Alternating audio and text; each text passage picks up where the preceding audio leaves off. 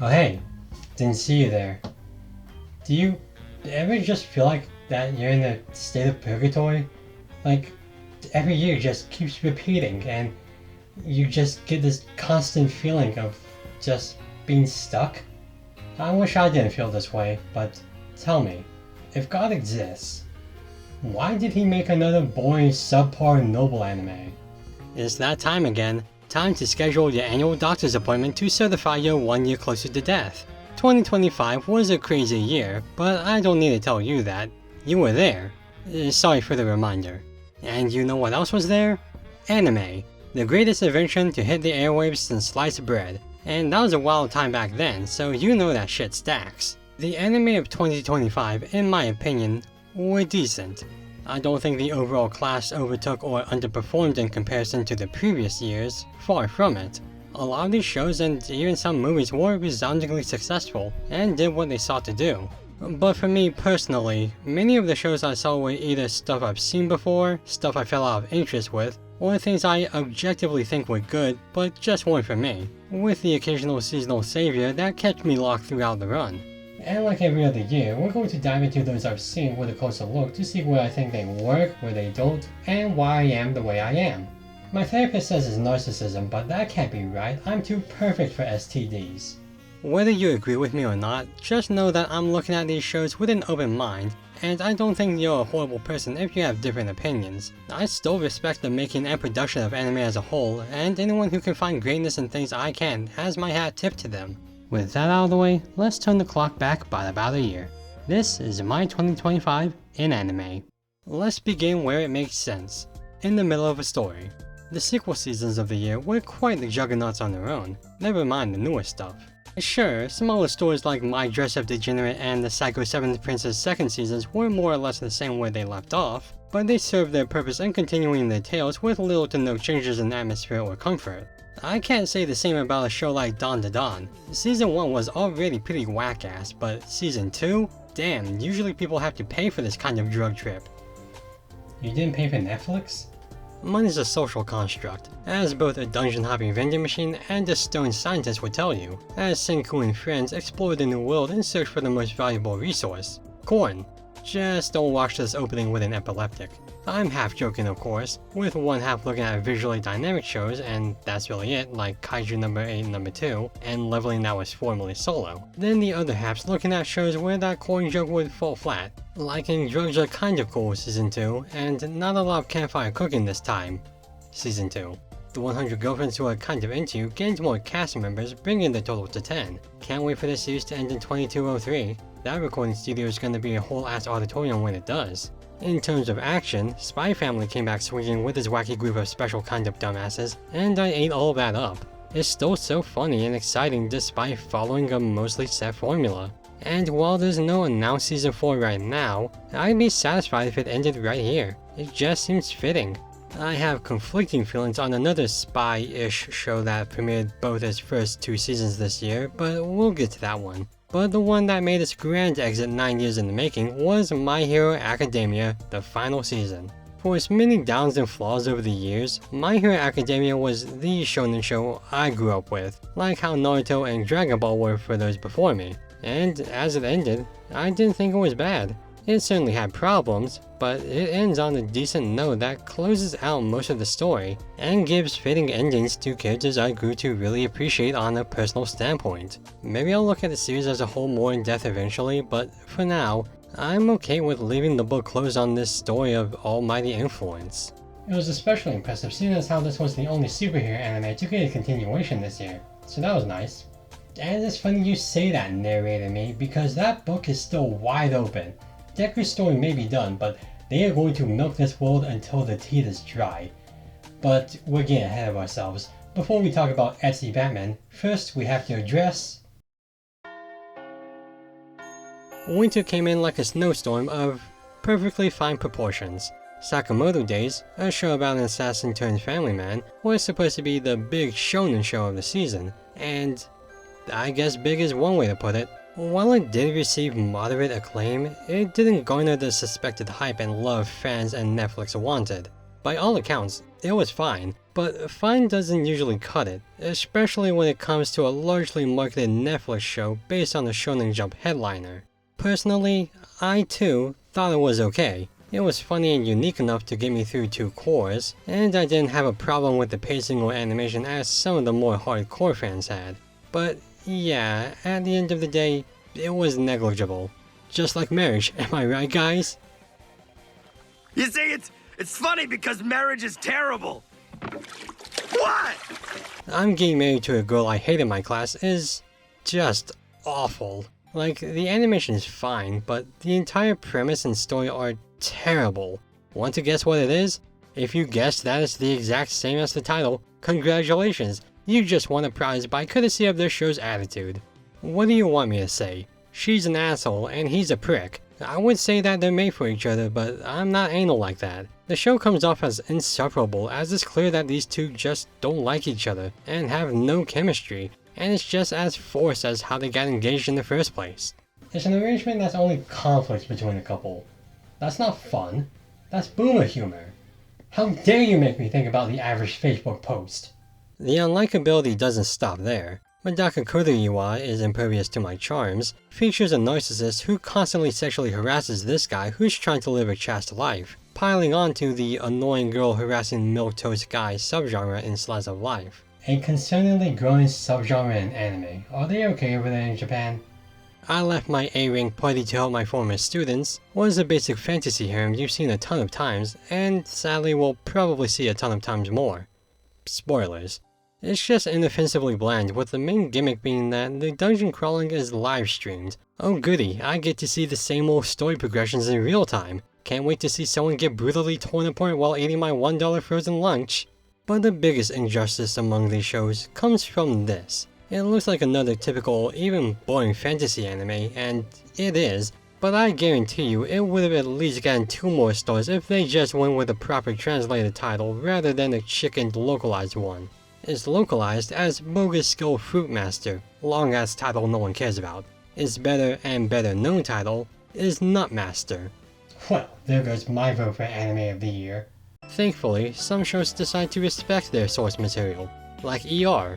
Amiku MD is a medical mystery show, which people compared the title character to that of other famous TV doctors, mostly House. Which, I don't know, throw in some Mau Mau and ice cubes for a bit of watering down and I could see it.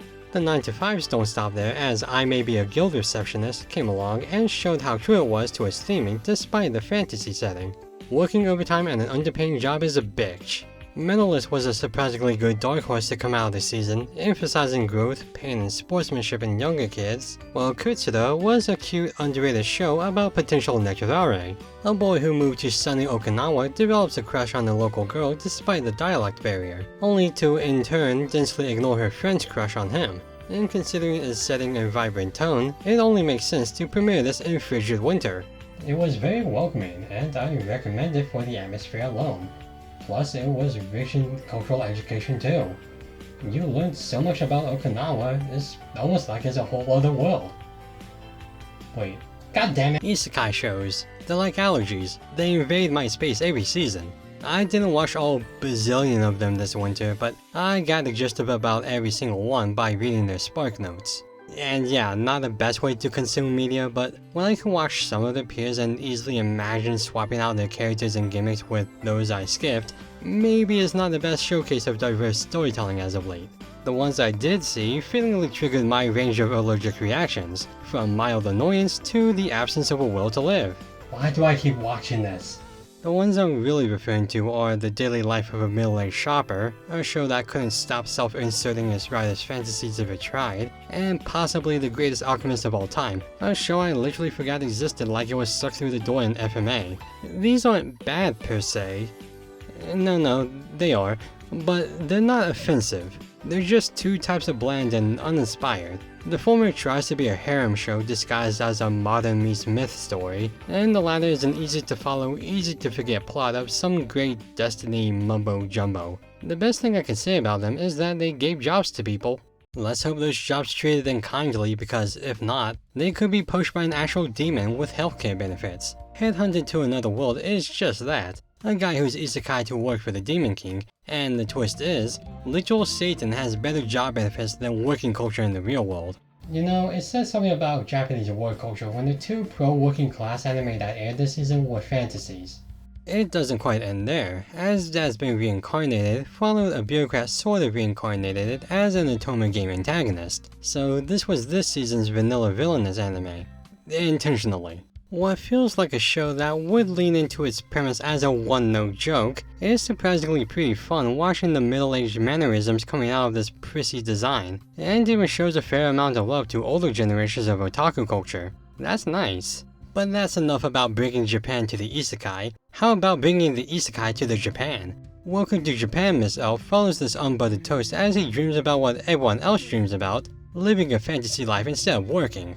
Well, like 3 for 3 on that, guys. Okay, seriously, Japan, are you sure you're not trying to tell us something? When he wakes up from a bad one, he brings his elf friend to his world, and that's basically the story. They jump between their universes as the elf revels in how great Japan is without actually living there. So, every foreigner ever. And this is also an okay one. It's an actual fish out of water tale that leans more into a lighthearted friendship rather than a heavy trial of social ideals or something. Though I can't help but feel that this show is not complete without a tourism advertisement somewhere on screen. The Red Ranger becomes an adventurer was just as good. Again, it's one of those you can glean from its title and know its premise. A Sentai hero is transferred to a fantasy world. Simple, right? Mostly, but I will say, the comedic timing, especially with how they play with Sentai tropes and fourth wall breaks, is really funny. And it's a show that doesn't comment on work culture.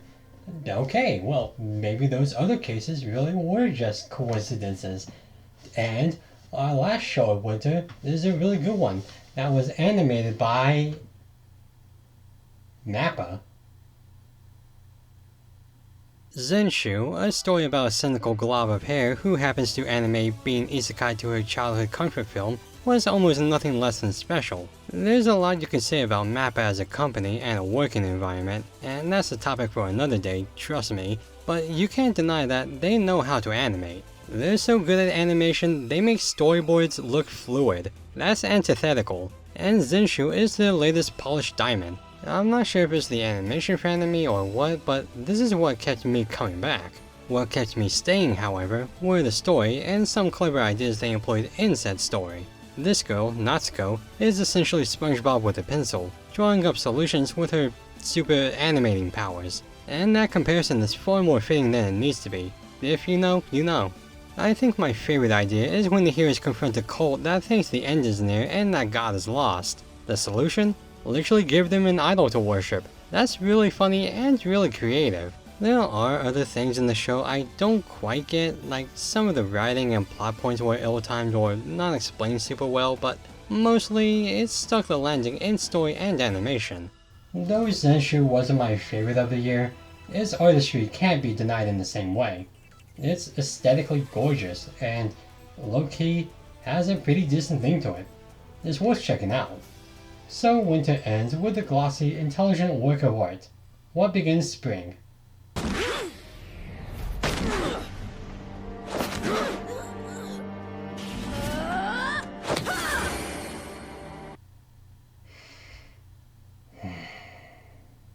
Unlike winter, spring was more up my alley. Translation: I have a better grasp and understanding on what I can glaze and complain about. Don't call me out on this! Where did this even come from anyway? The beginning after the end was a thing. It didn't receive the best reviews online, and I can't blame them. It's a very typical reincarnation fantasy story with some less than stellar animation, but that's really all it was. I didn't really find it offensive, which was surprising because the source material is apparently American. You'd think they throw in some scantily clad women or racial slurs in there. It's the American way. I was more offended by false sexual misconduct testimonies, also sadly very American. Please Put the on Takamine-san follows this guy as he's blackmailed into helping a perfectionist who can rewind time by taking off her underwear. And it's just awful. It follows a narcissist who seeks to maintain her image by enslaving a rando through methods of sexual coercion. That's the worst first impression since the first frame of Berserk 2016. It's incredibly unlikable, and it really doesn't go up from there, unless it is a man's genitals, in which even then, there's a limit. It's like that dad versus joke. I don't care how hot the fan service is, I don't like this girl. Well then, what's worse? Being falsely accused for sex crimes that could drastically change the course of your life if you don't enslave yourself to your accuser? Or having a back and forth Sam and Diane relationship with your cute tomboy childhood friend? The first one. Yeah, but this one's stupid. Can a boy-girl friendship survive presents the age-old question no one asked on the relationship between an accessories-making boy and his well-connected friend. If the writing from the last show was terrible for its cavalier stances, this one's terrible for being brain-dead idiotic. No one can apparently think straight, or act normally, or say anything resembling intelligence. It's almost a troll if it wasn't so serious in its presentation. There's dents, and then there's Amazon jungle dents, and as for that question, obviously no. You can live for a bit, but once cooties begin exchanging between the two, there's gonna be at least one fatality involved. It was either her or me. Speaking of cooties, the brilliant healer's new life follows a healer turned back alley doctor who benefits from his new position as he doesn't comply with the law or ethical restrictions, which is understandable when his patients look like this. The unaware Atelier Meister wasn't bad, but it wasn't all too good either. A story about a kid who's unaware of his OP abilities sets out to be an odd jobber, and that's it. The people around him use him and aim to protect him from malicious forces.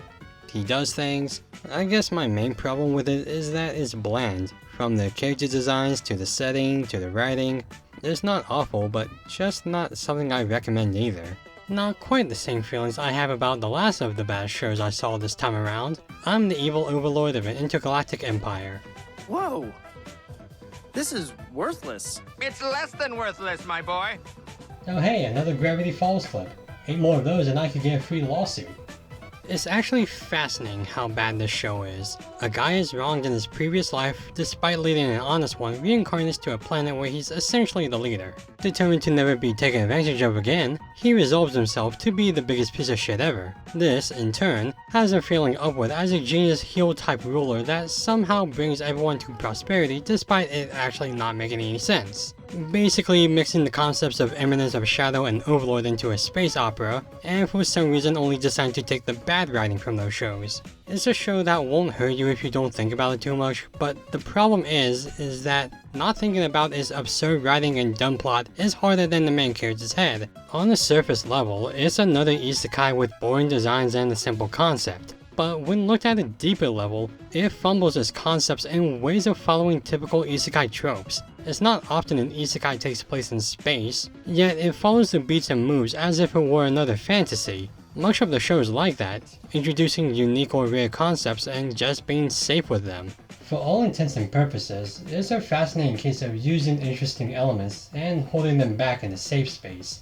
It's both pointless in existence and a weird case study in how tropes can hold back unique ideas. And let me tell you, as an anime fan, I don't need new ideas clouding my need for something safe and milked to death. I'm sure superhero fans can understand. My Hero Academia Vigilantes. When a franchise tries to die in peace when a sugar-high 9-year-old nephew bursts into the hospice care room. Vigilantes is the next part of the Hero Academia journey that's so gung-ho in continuing the journey of Deku that it forgets that it doesn't even have Deku in it.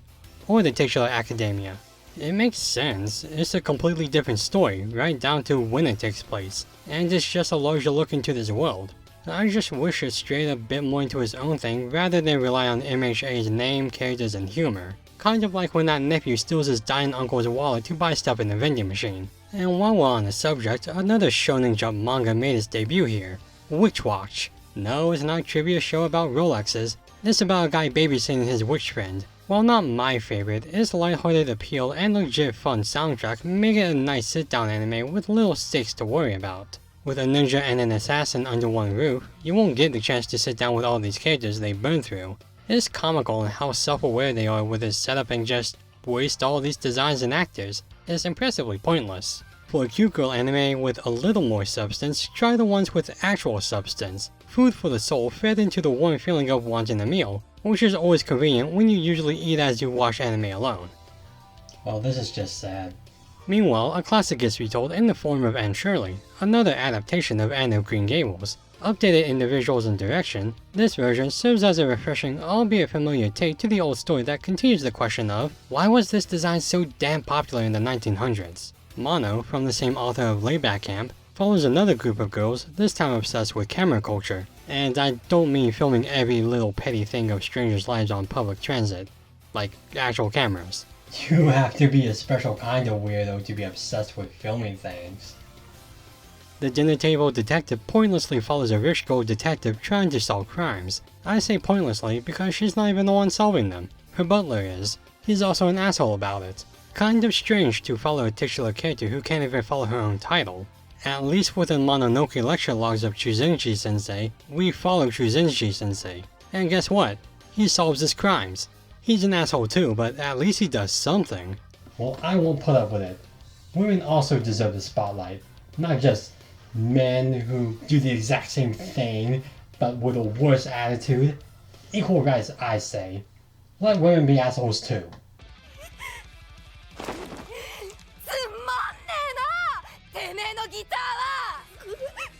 息がいいのは初めだけかよ。なんで急に静かになっちまうんだ。もしかして線香花火ですか。それともしけちゃってるんですか。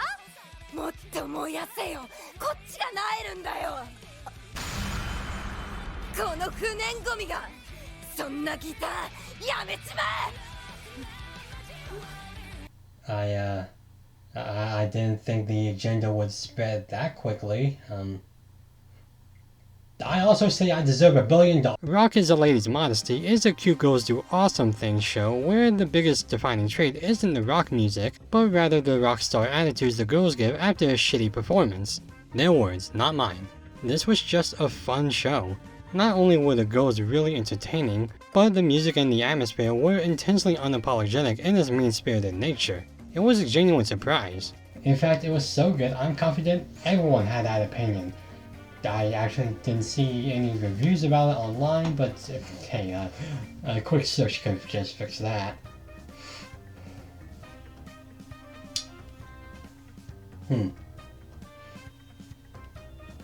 My fraud? Yeah, people weren't as into this one as I was. To be fair, it does have glaring flaws, like awkward CGI, some strange character and story writing, and according to some, the music wasn't as intense as it should have been, which I do feel is a fair critique. If you're going to break down the norm of poised girls going bad, making their music reflect that massive switch probably could have gone harder. It's like when Ren and Stimpy became more adult, but instead of going all in on being bad, it was just bad. I think the issue most prevalent to me is that CGI. It's not bad, but when you're spoiled by rotoscoped Nagato, you have a new standard for computer-assisted animation. For example, there's From Country Bumpkin to Master Swordsman. I don't know, and there's some segue into the next one. Sword teacher moves to the city, meets his grown-up students, and has to deal with their shenanigans. A standard story by anime means. This one's okay. The story's not bad, but truth be told, I actually think it's impressive on the technical level. The motion capture is very fluid, and I didn't even realize that a lot of the action was CG. For the most part. Like, I couldn't tell you any of these characters' names or what fully happened in the story, but by god, not since Andy's Circus has mocap looked so well integrated. And it's the last 3 shows that really cemented this season to being a fantastic one. Apocalypse Hotel was an ethereal journey that actually took us nowhere. It all takes place in this hotel, bearing up guests due in part to a global exodus via environmental concerns. I assume the very same that ruined Wally's world. And just like Wally, there are robots too cute to die. Like Freyrin or Apothecary Diaries, this is an atmospheric-filled environment, where the tonal charge and the situations in the writing bear much of the show's identifying themes. It's a relaxed, semi-relatable tale about robots stressing over running a hotel. It's really something. If no organic life doesn't do it for you, Kowloon generic romance is just about the opposite. Based in the once densely populated city of Kowloon, it follows human real estate agents navigating love. That sounds like the plot to a Chinese version of a Hallmark made-for-TV movie, but trust me, it's really good. The characters are fun, the setting is very lively, and the animation is so clean and stylized. I think it's how the show approaches romance that does it for me. It's part mystery, and it does a great job in utilizing it to tweak how these characters feel for each other. Plus, Reiko has an absolute fire design. But my absolute favorite show of spring was one that you may not expect. It wasn't the best animated, nor even the best written, but it was one that just spoke to me on a personal level. Getting pissed off at your bumshit team.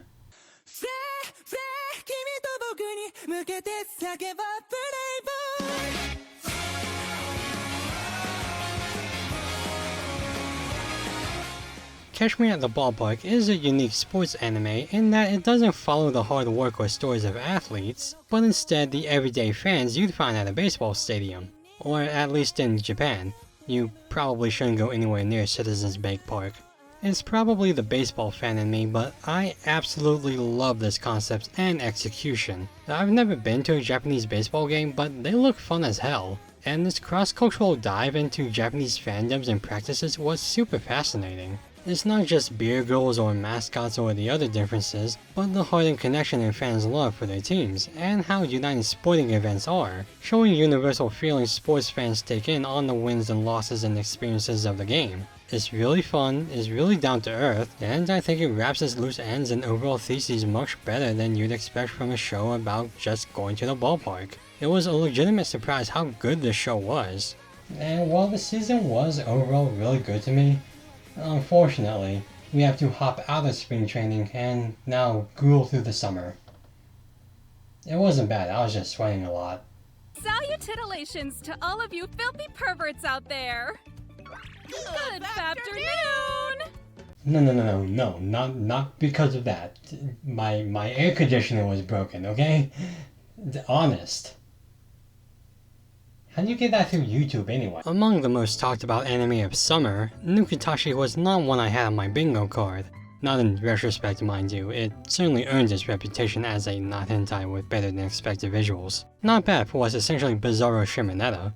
And if we're going to be on the topic of pleasure and not business, there were some pretty racy things out there that came out alongside. The Fragrant Flower is an almost pure show about a sprouting teen love until they go all in on the unabashed, uncensored hand-holding. There's No Way I'll Be Your Lover, unless it's a Yuri comedy about evading personal space and reads the title like a cringy DM, while Ruri Rocks showed the masses the appeal to big, beautiful rocks. Oh yeah, and women in jeans or whatever, but rocks!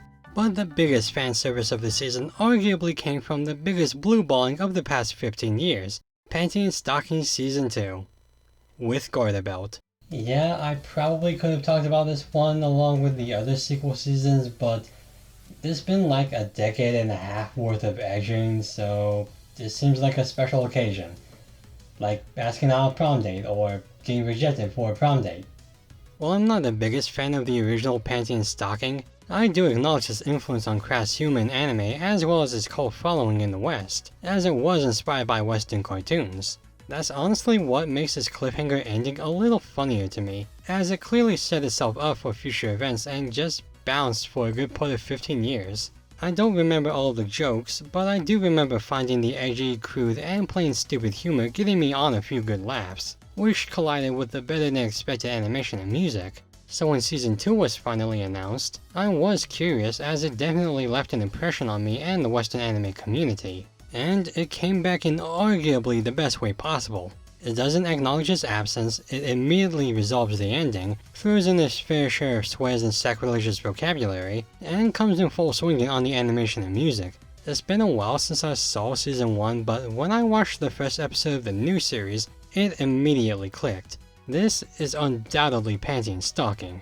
Trigger had a perfect grasp on the show's identity and brand of writing, and while still not perfect in my eyes, it cleanly slipped back into its role as if it was gone for only 5 minutes. That's more than you could say for some other shows that had a whole season to retain an identity and just refused, like The Water Magician, a boring show with a boring title and a boring concept following a boring jerk face using his boring powers in boring ways, somehow more flavorless than water. Secrets of the Silent Witch, which wasn't bad, didn't do much for me either. It was just a Hattori Boshi character who's forced to become a shoujo romance protagonist. An introvert made to interact with people is a fate worse than death. Other things worse than death? Not dying. Yeah, for some reason I didn't get too into isekai this season. Can't imagine why. But just because no one goes to another world doesn't mean the stores didn't try. Shonen showed up with the old song and dance of trying to murder our leads in order for them to learn that they're protagonists. Togenanki, Clavites, and Gachakuta, which I think I'm saying right, premiered to the familiar tune of almost killing our leads so that they embark on a journey to kill back what almost killed them. Sort of. Togenanki is probably the most basic of the three, straightforwardly getting this kid to realize his revenge tale a la Ryoko, Eren, Thorfinn style. Man, this guy sure looks too alive to be in this shonen show. There we go. And you know the drill. Kid realizes his destiny, undergoes a training arc, encounters some peak designs, fights the villain organization, the whole 9 yards. Like ogres, this story has layers. Peeling them back may stink up your eye, but they're there. Clavites was a highly contested show about one particular jobber being resurrected after a Bashira's quest, and now serves under the demon that killed her as he tries to understand humanity through raising a baby who may or may not be a prince. I feel like reading a newspaper would have been easier, but I guess Satan needs his entertainment. It's a mixed bag show that started and continued well enough, but there were some bumps in the writing and by the end felt a bit convoluted, even for a fantasy. I don't think it's terrible, but I honestly think its second season isn't necessarily on my radar either. And then Gachakuta, a story about a boy beginning the revenge arc part of his life a la Ryoko, Eren, Thorfinn, Ichinose style. This one's probably my favorite of the three, as it's not just uniquely stylized and beautifully animated, but it has a really cool concept behind it. Valuing your limited treasures gives you superpowers to fight against garbage monsters? Neat. And it's the main protagonist whose objects let him throw actual hands? Fun. You could literally ask pull anything out of the dump because, you know, it's a dump. Deus Ex Machina? Nope. There's only one god and his name is Frank Reynolds. I'm the trash man. I come out, I throw trash all over the ring. But you can't talk about casting people out in the trash without talking about the fantasy garbage that appeared too. I only saw 2, scooped up by an Epic Adventure and Outcast Restaurant, and I say saw loosely as both didn't really do much for me. It might be that their stories were average for what they were, or it could be the blatant sexual assault. We may never know. Really? But it's cool, they just weren't for me, for a litany of reasons. More in my wheelhouse were the shows that took a more grounded approach, like solo camping with another person, or hanging out with a literate dog, or going to a food court with a friend. Hey, wait a minute, I thought we were done with strange concepts here. Going to a food court? Hanging out with friends? Of course we're not done with weird over here. This is anime we're talking about. A show about the people of a city in itself is weird. City, by the same author as Nichijou, is certainly a show from the same author as Nichijou. I mean that in the highest regards, as not only is it stupendously funny, but Kyoto Annie knocked it out of the park with its layered animation direction and pacing. Looking just at this scene tells you how much is going on in this world and how characters interact with it. It is unironically one of the greatest technical shots I've seen in any anime. In terms of other absurdist humor, there was Detectives These Days Are Crazy by the same author as Senryu Girl. If you like substandard mysteries with a lot of Japanese pop culture references and a very weird apprentice, that very oddly specific light caters to you here. For the more serious stuff, you could check out Fullmetal Kitchen, aka How Can I Turn My Trauma into Food Mathematically?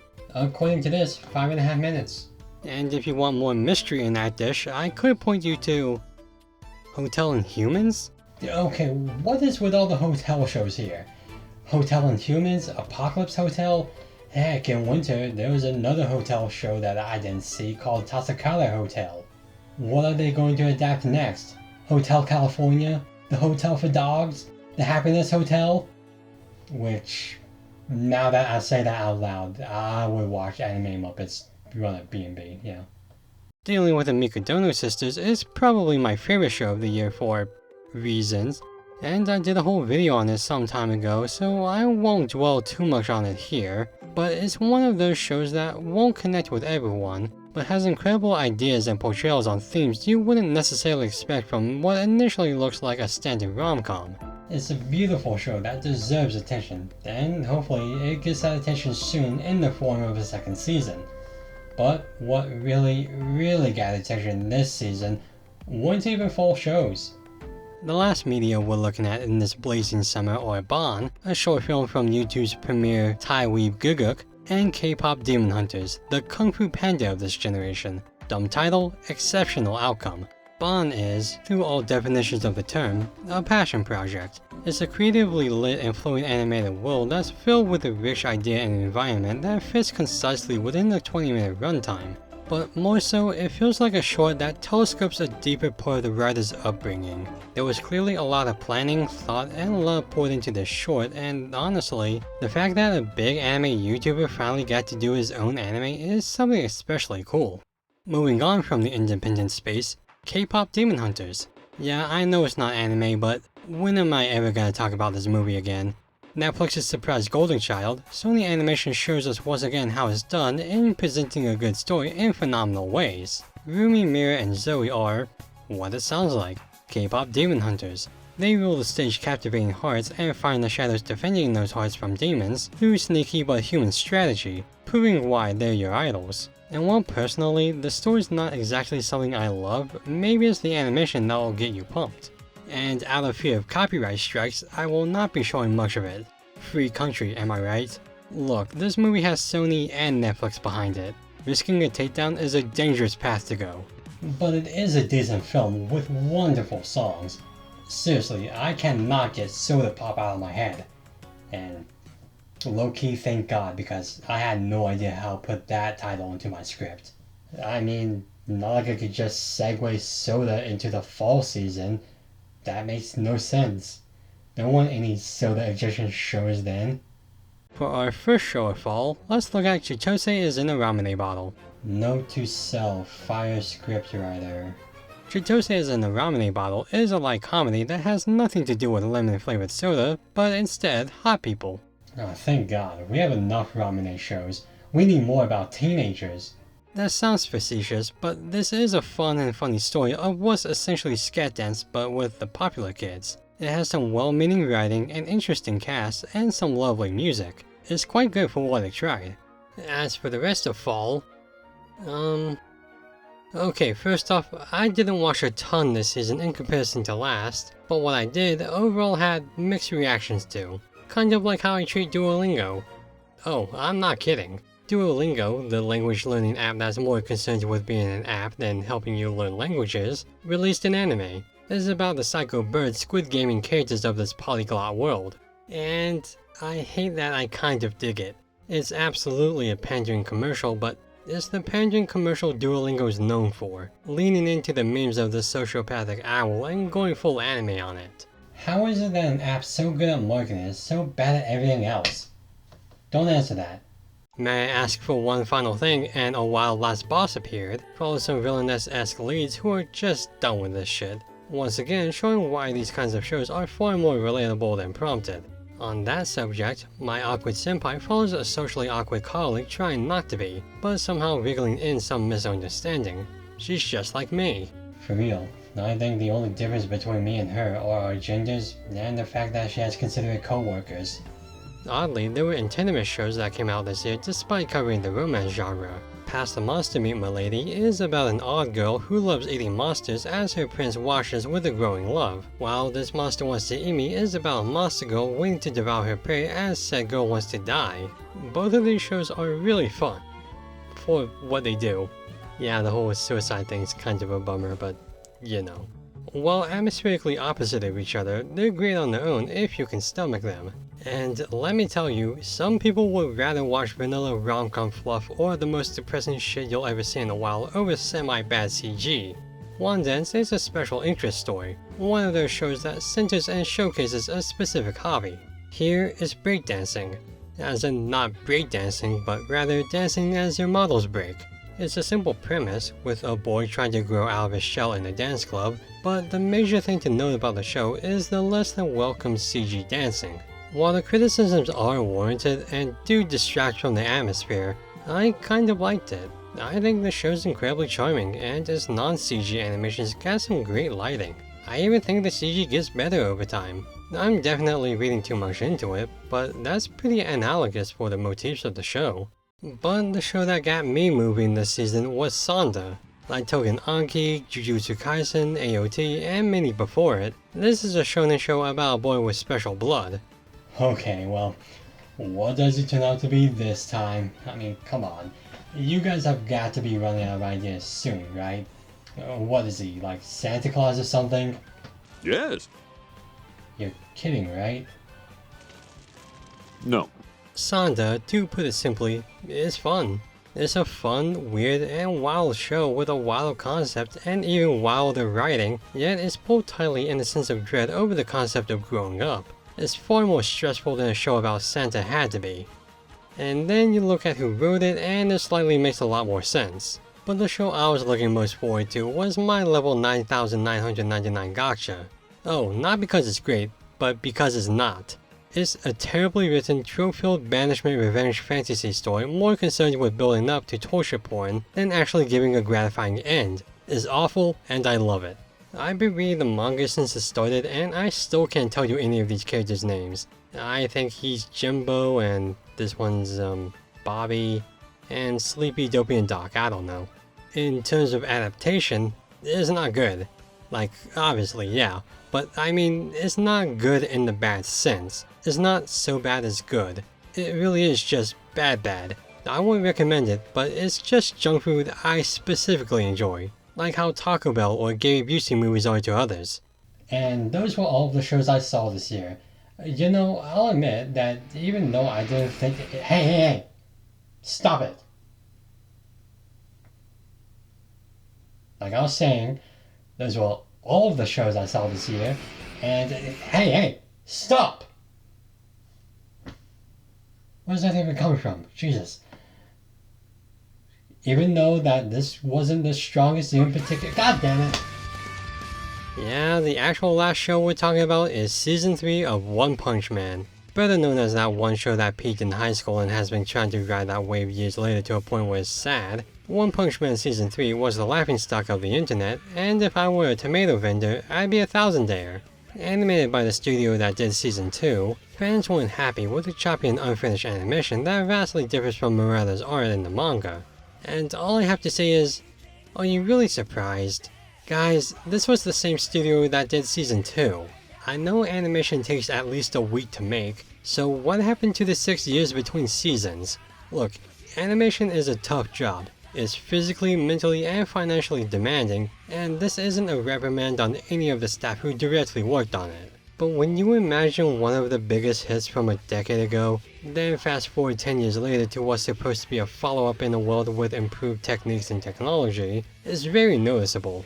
Of course people will rag on it. Thinking about it now, that may have been the best thing to come out of it. I guess it made an impact somehow, even if it is just mostly moralized in memes. I like One Punch Man's first season and its manga, but yeah, Season 3 didn't do it for me. A lot of the year didn't. But on the bright side, there were amazing shows that I adore. Shows I didn't think had substance from a descriptive point, only to be proven that anime still has fight in it. I think the best way to view 2025's anime, well, in my experience anyway, is that it's okay. As in, whether if it's the art or the events that inspired it, it's all gonna be okay. Because whatever life throws at us, there's a story ready to be told about it. It's how we take it that makes the impression of experience all the more meaningful, be it at baseball games, K-pop concerts, or in superhero fantasies that start, continue, and end. But now, if you'll excuse me, I think I just gotta get out of this stagnation I'm feeling, but that's for another time. By the way, if you're wondering why I didn't mention Uma Musume, I couldn't. I don't have time to be horsing around.